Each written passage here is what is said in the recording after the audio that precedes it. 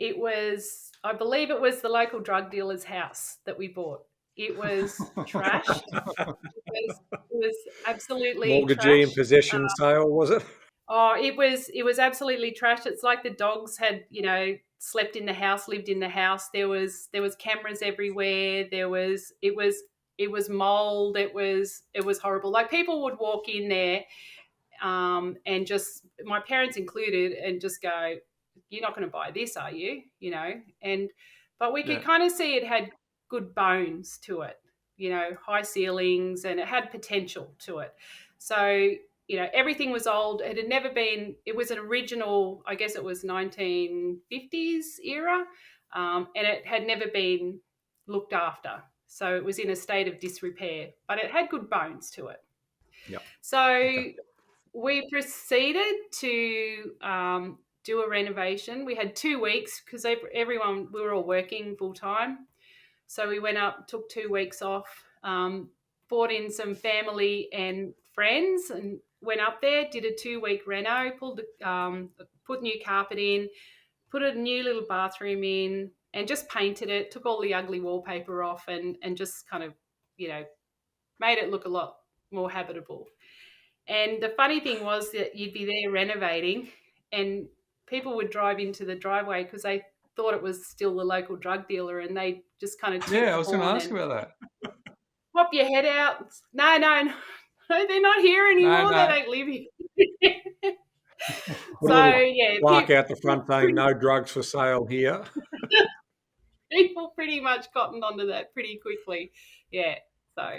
So there was no additional baggage that came from that. The occasional person dropping off, stopping by to see if it was still available, but there was no other issues other than that.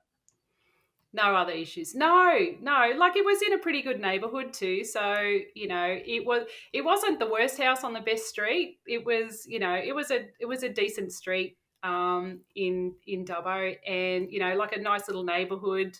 The houses in the area were just nice houses, nothing flash, but it was just Yeah. a great little house to get into the market because it was the only thing I could really afford. And I remember going to the mortgage broker back then, and I really had not a lot of experience with mortgages or anything. And so I had 10,000 for the renovation, and I had 7,000 for the deposit. And she said, "Oh, it's not enough for the deposit back then."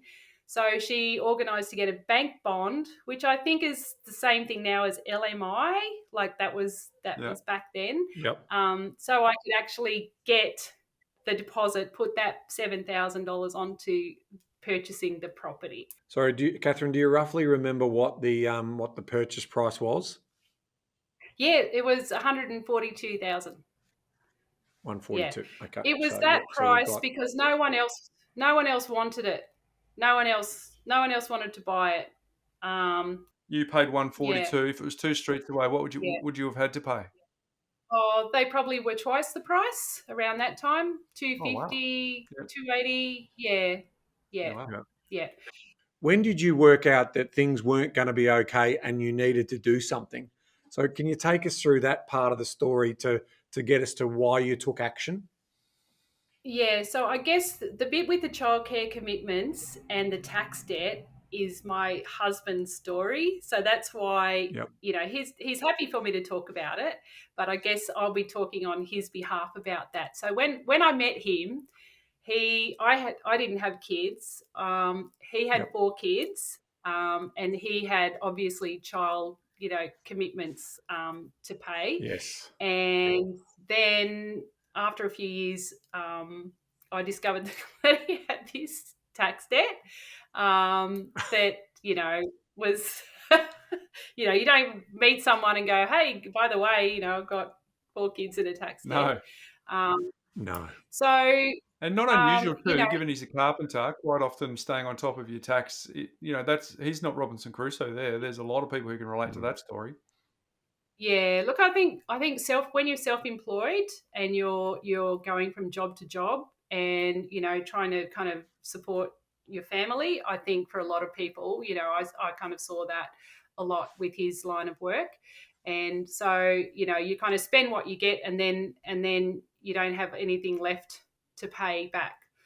So They get in trouble with I their BAS payments, and that's sort of part of that story, right? exactly, Yep. yeah, So it just yeah, creeps up on. Yep. Yeah. Again, not alone. There's yeah, plenty of sole traders and sort of tradies out there that are struggling with that particular story. Yeah, not only yeah, because you're collecting GST, so you've got that money Correct. that you've got access to, and then you've got a pay-as-you-go installment every 3 months, and then all of a sudden, when yeah, the 28th of October comes around, or whenever, yeah, it becomes a lot for a lot of people. So, yeah. So yeah. to It's really talking to Jeff here and the people that can relate to Jeff, it's not unusual.